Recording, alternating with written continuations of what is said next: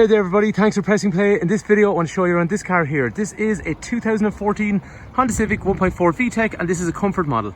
Brian is my name, and in this video I'm going to show you around the features on the inside and the outside of the car, and we're going to have a quick drive in the car as well. If there's any information you want on this car, call, text, WhatsApp 086 843 1945 and I'll be happy to go through the car with you. If you're looking at buying this car is going to be supplied with a warranty, it's going to be supplied serviced, and it's got an NCT until 2023 as well, and it's a nice tidy one. And I definitely think it's worth pointing out, we are a main Honda dealer, so if you are buying a car like this, at least you have the peace of mind it's coming from a main Honda agent. And lastly, if you're watching on YouTube and there's something I've missed in the video that you want to know about a car like this, then just let me know in the comment section and I'll do my best to cover it for you. This particular car, like you're saying to you, is a really nice one. It's covered very low mileage, so it's travelled around 74,000 kilometres. With regards to the history on the car then, the previous owner actually imported it privately from the north of Ireland back around 2017.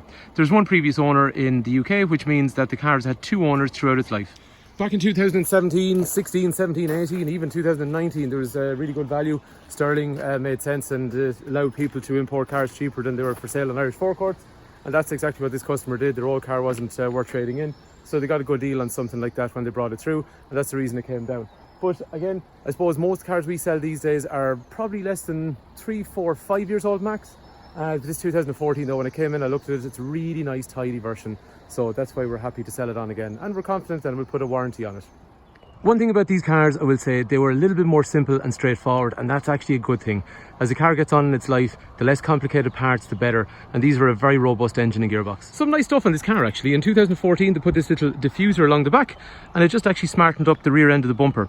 After that then, there was this nice black section along through here, and the rear window became tinted, which was only from late 2014 onwards. Even underneath the car, as you can see on the left and right hand side, they had these little vents, or sorry, not vents, guards along here, and they were to deflect air around the wheel, again to do with aerodynamics. The colour of this car then is a nice white orchid pearl. It's kind of difficult to see today, but there is a lovely reflective finish when the sun shines on this vehicle.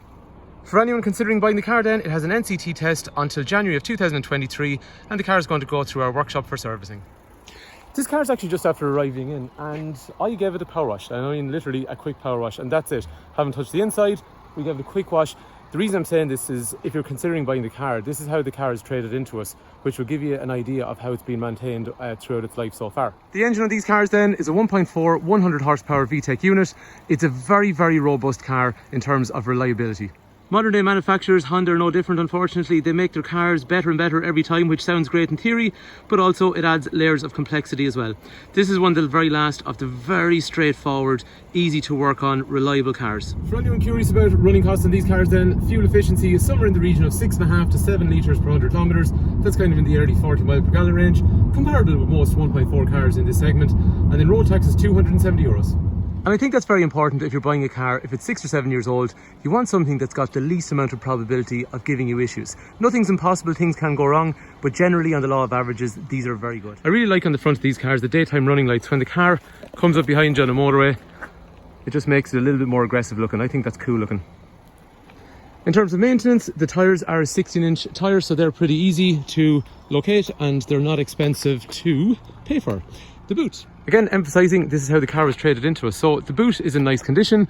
I think it's good. If you have a buggy, it is going to be sufficient for that. Golf clubs can work as well. But here's the neat trick on these. And again, like I said, I haven't cleaned the car yet, so there could be, no, it's actually spotless again.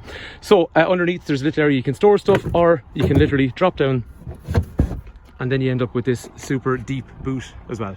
With regards then to transporting anything awkward, you can drop down the back seats and you get a relatively flat section along through there as well for anything awkward that you want to transport. But them seats actually have another cool feature, which is a magic function. One other thing as well is, look how wide the back doors open on these cars. It's actually great when you're trying to load kids in or get around a child seat, or just for adults getting in and out of the car. It's very useful. But like essentially this magic function, which is no longer available on the Civic, allows you then to lock the seats in place, and that means then you can have a tall mode and you can do it on both sides as well.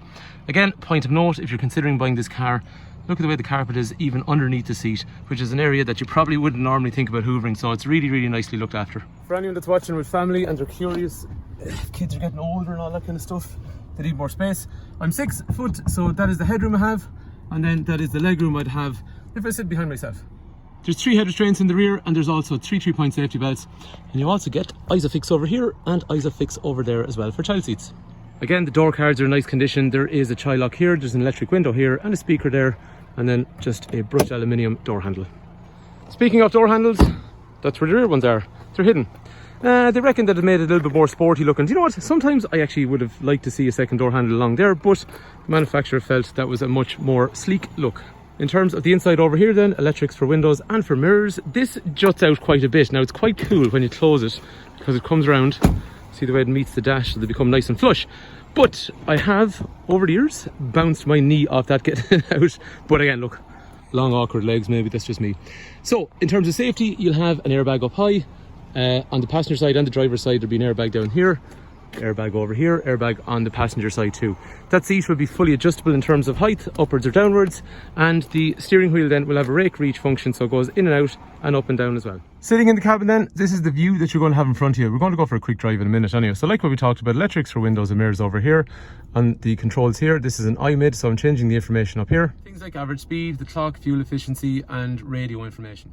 Down through here then, I've got an eco function, so if I press that, what it does is these two blue lights you'll see when we're driving will change to green when I'm driving economically, and the other thing it does is it actually reduces how aggressive the air conditioner is in favour of fuel efficiency. The lights changing basically will be a visual cue to warn you that you could be driving more fuel efficiently. Wiper controls over here are pretty straightforward, and then light controls over here are straightforward as well. And I quite like the split setup, so big rev counter in the middle, which I think is sporty. I like even the font that's on them. Fuel, temperature of the engine, and then the speedo up through there. Like Resenti, the car has a really nice, really robust gearbox, but Honda always makes super gearboxes in terms of how they feel to drive, so we'll see that when we go for a quick drive. After that then, drinks holders in through here. Again, look at this, look at this. This is how it is traded into us. Like there's no dust and all that kind of stuff around the edges. This car has just been really well looked after. Down here, USB and 12 volt and auxiliary as well. And then things like speed up or slow down the fan, temperature you want, front and rear windscreen demisters, demist the wing mirrors as well, and then you've also got air conditioning too. The radio can be controlled from the steering wheel or over here. So we live in a world of touchscreens these days. I keep saying this in some of my videos, or maybe I'm just getting old. I find this way easier to use. Up and down for the volume, left or right for the track or radio station. It's so simple and straightforward. And again, I describe condition as really, really nice in the car. One thing I do have to point out, when I say condition is nice in the car, what I mean is it's excellent, and I think with respect to the fact it's a 2014 car. Is it perfect? No. There is no cars that are absolutely perfect. But for 74,000 kilometers, and on a car that's 2014, I think it's as good as anything around. Yes, there's going to be some stone chips here and there, and even things like these steering wheels, they were a plastic kind of coating on them, and they do wear a little bit on the top, and I've seen that on all of them. But for someone that's looking for a car at this price point, I want a car for 5 or 6 years, drive the wheels off it, and it's still worth something at the end. This is definitely a viable option. Driving the car then, you have this nice dash layout that I was talking about earlier.